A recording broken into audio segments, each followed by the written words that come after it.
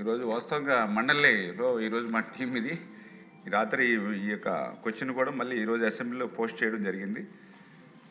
ఏదైతే ఈరోజు గౌరవ సభ్యులు చెప్పినట్లుగా గోదావరి పుష్కరాలకు సంబంధించి మనందరికీ తెలుసు అధ్యక్ష, మన సంస్కృతిలో గాలి, నీరు, అగ్ని, ఆకాశం, భూమి ఇవన్నీ కూడా పవిత్రంగా చూస్తాం. అందులో నీరు అనేది అత్యంత పవిత్రంగా మనందరం కూడా చూసేటువంటి పరిస్థితి అధ్యక్ష.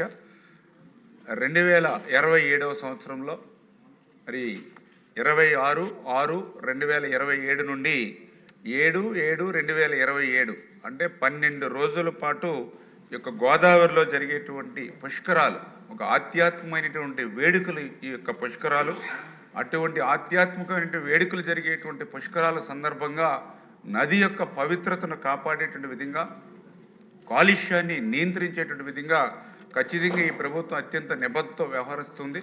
అందులో భాగంగానే గౌరవ ముఖ్యమంత్రి గారు కూడా ఈ పుష్కరాలను దృష్టిలో పెట్టుకునే ఒక క్యాబినెట్ సబ్ కమిటీని కూడా నియమించడం, అదేవిధంగా దీంతో ఒక రివ్యూ మీటింగ్ కూడా ముఖ్యమంత్రి గారే స్వయంగా తీసుకొని ఈ యొక్క శాఖలు అంటే ఇందులో అన్ని శాఖలు కూడా మిళితమై ఉన్నాయి. పర్టికులర్గా ఏదైతే ఈ యొక్క revenue, endowment, irrigation, R&B, Panchayati Raj, health, ఇట్లా ఏదైతే ఎలక్ట్రిసిటీ, టూరిజం, పొల్యూషన్ బోర్డు గౌరవ సభ్యుడైనట్టుగా ఇవన్నీ కూడా సమన్వయం చేసుకుని ఖచ్చితంగా ఈ యొక్క పొల్యూషన్ లేనటువంటి విధంగా కొన్ని చర్యలు కూడా అంటే భక్తుల యొక్క రద్దీని దృష్టిలో పెట్టుకుని ఆ భక్తుల రద్దీ ఆ యొక్క నది యొక్క పవిత్రత మీద, పొల్యూషన్ మీద పడకుండా ఒక ప్రణాళికాబద్ధంగా తీసుకెళ్ళడానికి ఏవైతే స్నానఘట్టాలు ఏదైతే నిర్మాణం చేస్తూ ఉన్నామో ఆ స్నానఘట్టాలు చూస్తే గతంలో పుష్కరాలు జరిగినప్పుడు 234 స్నానఘట్టాలు ఉంటే ఈ సంవత్సరం దాన్ని 359 అంటే 125 స్నానఘట్టాలు ఎక్కువ మన ప్రతిపాదనలు ప్రభుత్వానికి పంపించడం జరిగింది అధ్యక్ష. అంటే తద్వారా ఎక్కువ స్నానఘాట్లు ఉండి ఎక్కువ చోట్ల పబ్లిక్ డిస్ప్లే అవుతే తద్వారా కొంత పొల్యూషన్ తగ్గించడానికి, కొంత నియంత్రించడానికి అవకాశం ఉంటుందనేటువంటిది ఒకటి.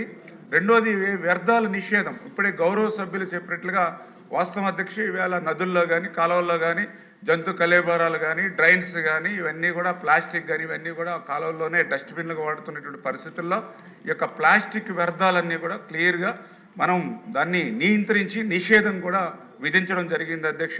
అదేవిధంగా ఆ సమయంలో ఆ పూజా సామాగ్రి కానీ అదేవిధంగా పువ్వులు కానీ ఎటువంటి అయితే మనం నదుల్లో వేస్తామో పవిత్రంగా దాన్ని కూడా ఎప్పటికప్పుడు తొలగించేటువంటి విధంగా తీసే విధంగా కూడా చర్యలు తీసుకోవాలని, ముఖ్యంగా శానిటేషన్ అంటే ఏదైతే మరుగుదొడ్లు కానీ మురుగునీరు కానీ చెత్త సేకరణ ఇవన్నీ కూడా ప్రణాళికాబద్ధంగా నదులకి ఇన్వాల్వ్ కాకుండా అవి కూడా ఏర్పాట్లు చేయాలని, ముఖ్యంగా నీటి నాణ్యత పర్యవేక్షణ అంటే ఎప్పటికప్పుడు ఈ వాటర్ క్వాలిటీ మానిటరింగ్ చేసుకుంటూ ఏదైతే ఈ యొక్క నెలలో అంటే ఈ యొక్క ఈ జూన్ నెలలోనే పుష్కరాలు వస్తున్నాయి కాబట్టి సాధారణంగా ఆ సమయంలో కొంత వర్షపాతం రెయిన్ఫాల్ కూడా తక్కువ ఉండి ఫ్లడ్ వాటర్ ఏదైనా తక్కువ ఉన్నప్పటికీ కూడా సీలేరు నుంచి పోలవరం నుంచి కూడా కొంత వాటర్ని ముందుగానే సమ్మర్లో రిజర్వ్ చేసుకుని ఈ వాటర్ను కూడా ఎక్కువ మనం ఫ్లో చేస్తే సాధ్యమైనంత వరకు కొంత పొల్యూషన్ కూడా కొంత తగ్గించేటువంటి అవకాశం ఉంటుంది అధ్యక్ష. తప్పనిసరిగా గౌరవ సభ్యులు ఇచ్చినటువంటి సూచనలు కూడా పరిగణలో తీసుకుని మరి ఈ యొక్క పుష్కరాలని పవిత్రంగాను పరిశుభ్రంగాను పనిచేయడానికి ప్రయత్నిస్తామని చెప్పి మీ ద్వారా అందరికీ తెలియజేస్తున్నాను అధ్యక్ష.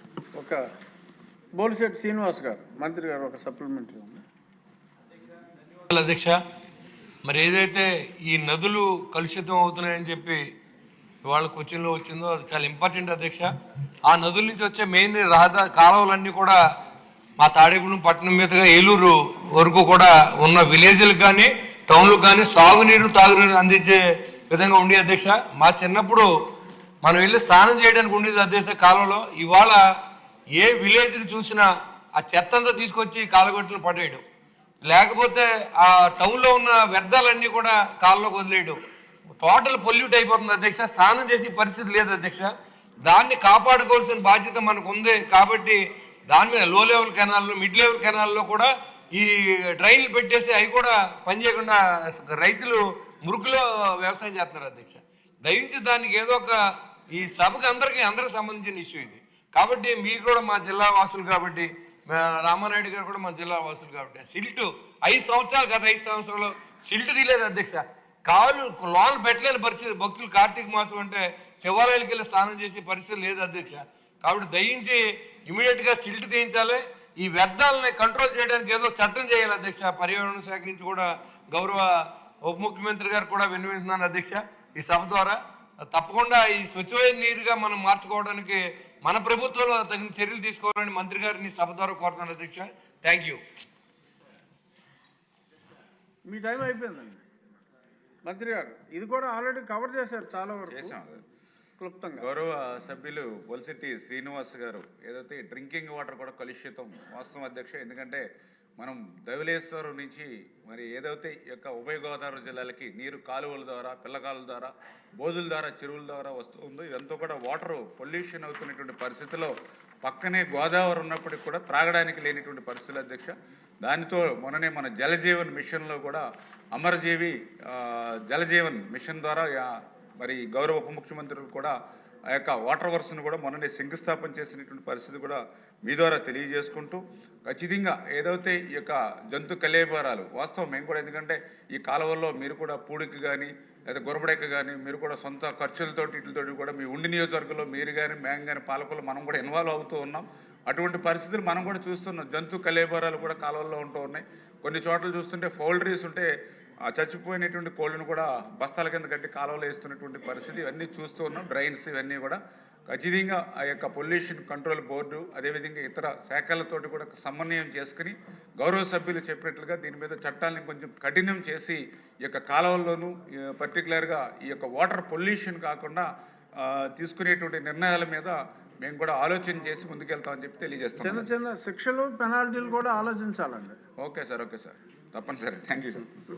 జనాల్లో మినిస్టర్ గారు, జనాల్లో భక్తిభావం ఎవ్రీ ఇయర్ చాలా ఎక్కువగా పెరుగుతుంది. దేవాలయాల్లో రష్ కూడా చూస్తున్నారు కాబట్టి దానికి తగ్గట్టుగా పుష్కరాల ఏర్పాట్లు ఎలా చేయాలో కూడా మీరు మున్సిపల్ అడ్మినిస్ట్రేషన్ మినిస్టర్ గారు కూడా ప్లాన్ చేయాల్సిన అవసరం ఉంది. Question number 133